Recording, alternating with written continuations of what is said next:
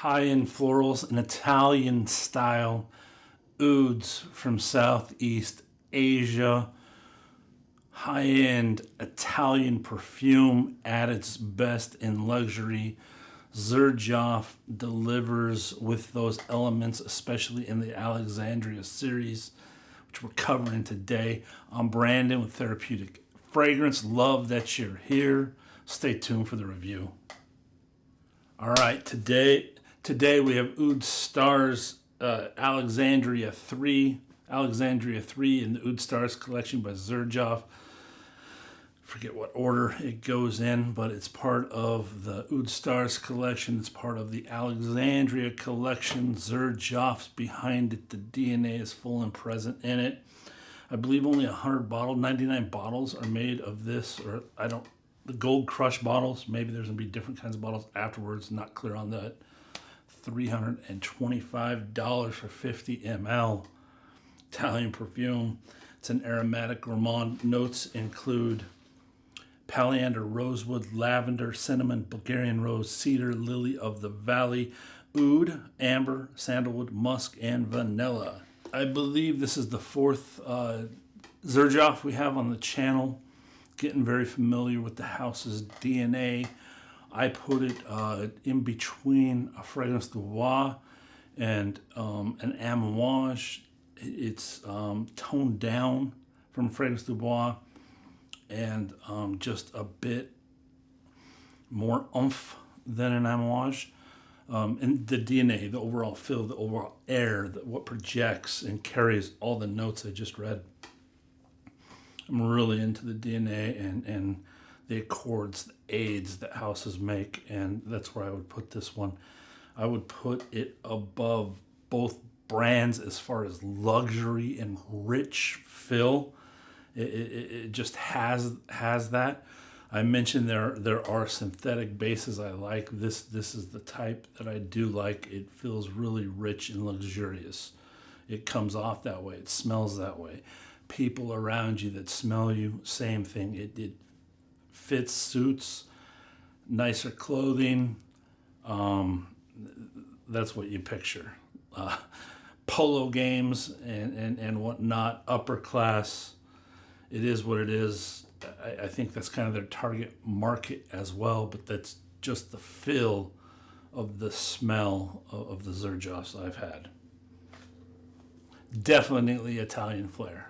It's got that Italian oomph in it. The Oriental isn't a strong Oriental at all.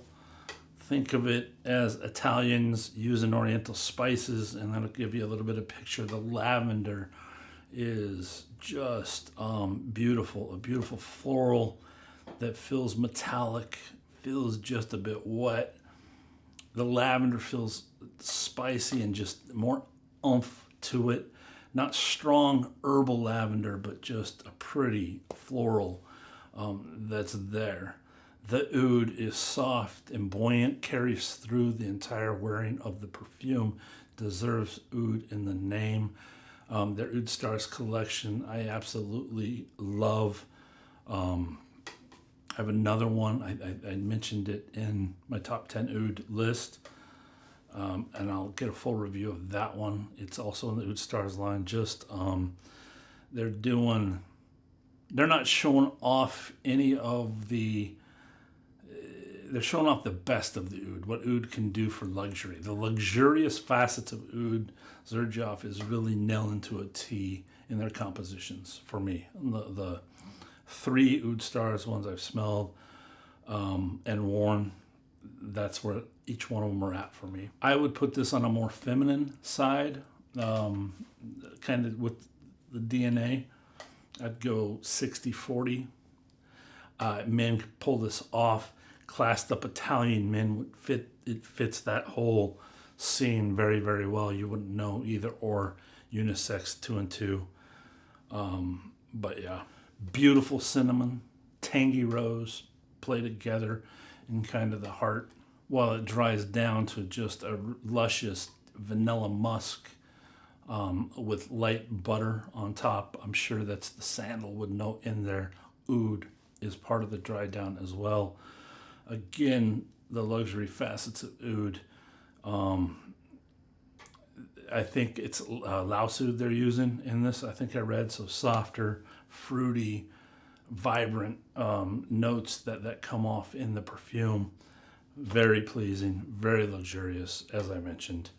They're nailing the mark with all that for me. For casual, just waking up days, this is not something I'd want to put on. This is something when you're taking initiative and actually dressing up for stuff, that's when you'd want to put it on and wear it. I'd wear anything in my plaids. I don't care. I can suit up with plaids or suit down with plaids. I love them that way. My surfer shirts, but for me. But for most people, I seen the Italians where they have the really nice shorts or pants with just white t-shirts. That would pull this off too, kind of thing, with the super slick shoes as well. That kind of look just is how I envision and picture this to a T. How I'd score Alexandria, it starts 3, is addictiveness 14 out of 15, 4 out of 5 for projection, longevity a 3 out of 5, 22 out of 25 for composition, ingredients and price to ml 21 out of 25. The ingredients for me are there in this, believe it or not. They are in most of the Xerjoffs I've smelled. Top 10-10, Heart 4-5, 8-10 out of a base. Bottle by 86 is the score. Or decant with a friend if that's an expensive bottle. It's any time of year signature scent worthy. I see somebody finding this, falling in love with it, and maybe not the coldest of days and the darkest of winters, but the rest of the year, I see somebody wearing this as a signature scent to work, and that's a smell people get used to them in. Who do I see wearing this one? Bobby Flay, perfectly for him. How many sprays for me? 3 to 5.